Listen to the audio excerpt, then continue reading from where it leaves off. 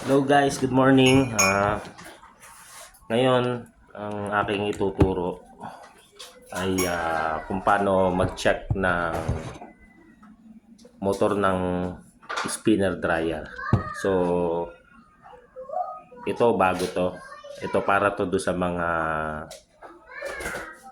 hindi technician na gustong matuto kung paano malaman ang tamang wiring connections ng isang spinner dryer motor. Okay? So, kailangan natin ng capacitor. Yung mga labas ngayon na spin dryer, yung mga replacement, sila ay 5 microfarad yung kanilang capacitor. So, ito 5 ang value. And then, kung makikita nyo, pag bumili tayo ng bagong motor, meron siyang wiring diagram. Okay?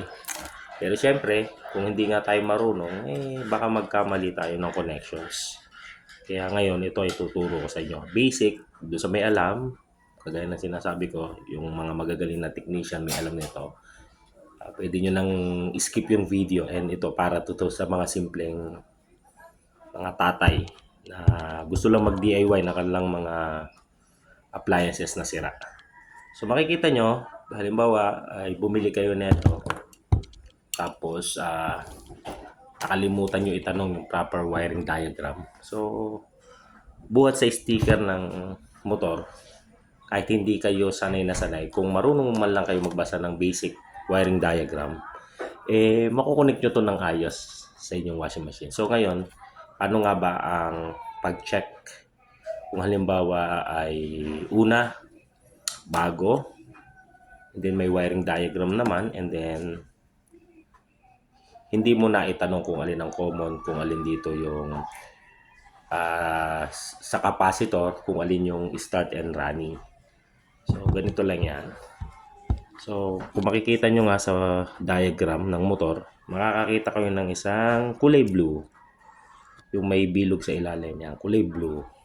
So yung kulay blue na yan, walang kasama, kahit hindi ka mag-tester, automatic, iyan yung tinatawag na common. So tandaan mo, ibuhol mo para hindi ka malito sa pag-wirings pagka i-connect mo na dun sa wirings ng mismong unit. And then next, makikita nyo kulay gray and kulay green, di ba? So makikita nyo yung dalawang horizontal lines. Yung horizontal lines na yan yung symbol ng capacitor.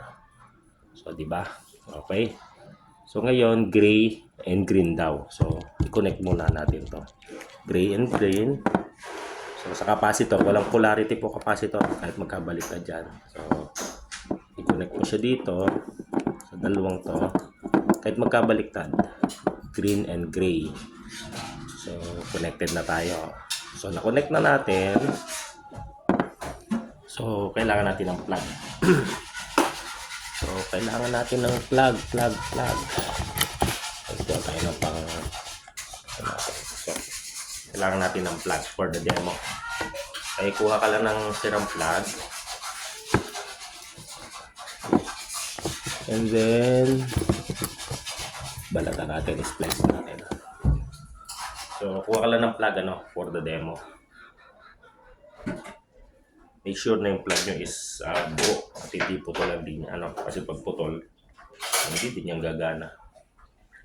So kaya lang natin balatan.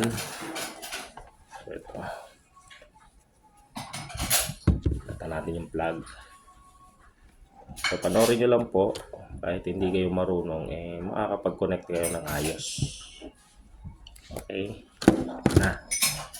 Di ba kanina yung sabi ko kulay blue, yung nakabukod, walang kasama, is sa plug. So ito yung line 1. So, connect natin. Pwede mong ihilang kung gusto mo.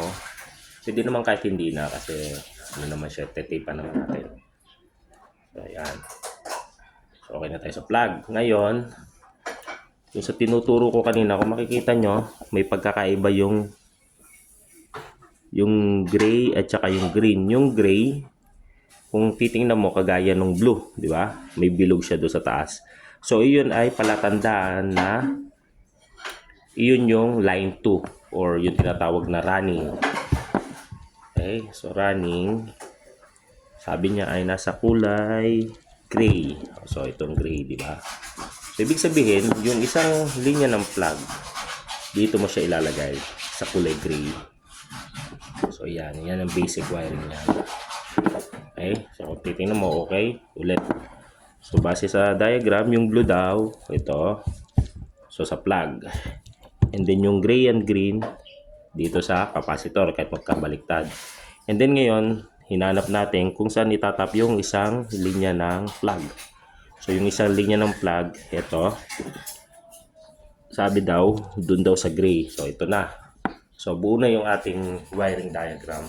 So, pwede na natin itong i-test. Pero, syempre, kahit demo lang to, lagyan natin ng electrical tape for safety, di ba? Kasi baka mamaya mag-short. Puputo ko yan. Kung magugulating ka, baka madala ka mag-DIY pagka biglang may pumutok. So, yan. Tape lang natin yan. Nga pala yung electrical tape na nabili ko, parang manipis yung binigay sa akin. Ang usual na ginagamit ko is Armac. Ito kasi pang ano to, yung mga sa aircon i-install ka, medyo manipis pero makapit. So yan, so safety na tayo, natipa na. Okay, then so ang next natin gagawin is kuha tayo ng plug or ng ano pala, ng supply. So, sasaksak natin. And then, so, okay na tayo sa connections. Isasaksak na natin para matest natin kung buo, ano. Kuha po kayo ng plies. Huwag nyo lang agad isasaksak kasi ang tendency nyo is baka bigla lang siya pumalo or umikot. So, baka masira yung wiring. So, ipitin nyo ng plies bago nyo isaksak. So, ito na guys. Test natin. So, siguradong buo to kasi bago to. Pero for the sake of demo, kaya pinapakita ko sa inyo. Kaya nakandar. Okay na po siya. Yan po yung tamang ano ng ating wirings. Okay, ulit. Okay. Okay.